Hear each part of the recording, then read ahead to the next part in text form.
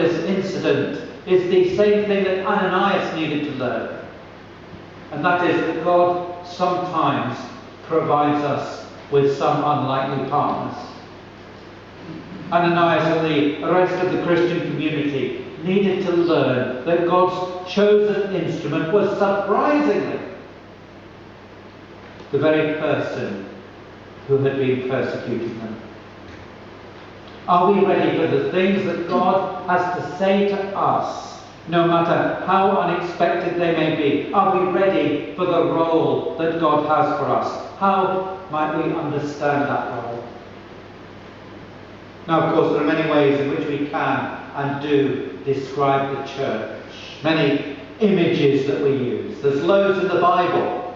We've already mentioned the fact that the church is to be as light. Light illuminates, it reveals things, it shows the way. And we could say much more about it. Again, we have said that the church is to be as salt. Salt is what gives flavour.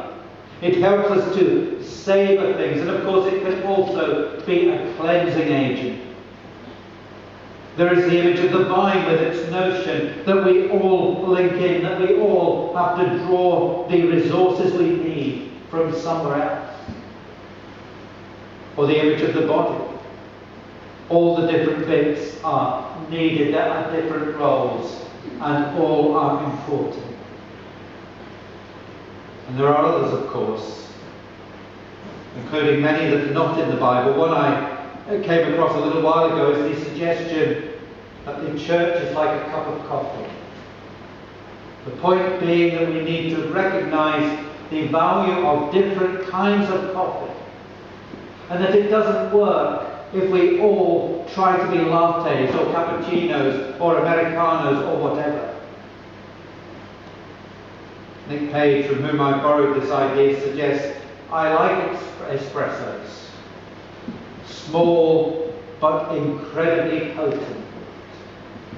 And he goes on, tell your people to stop trying to be like cappuccinos and try to be more like espressos. Or whichever it is, one of the problems I think sometimes is that we're trying to be that which we are not called to be.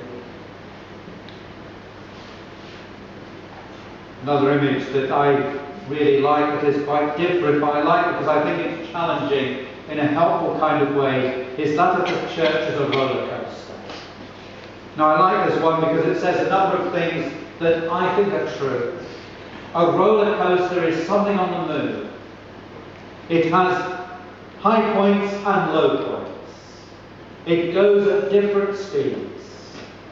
And best of all, it's a thrill ride.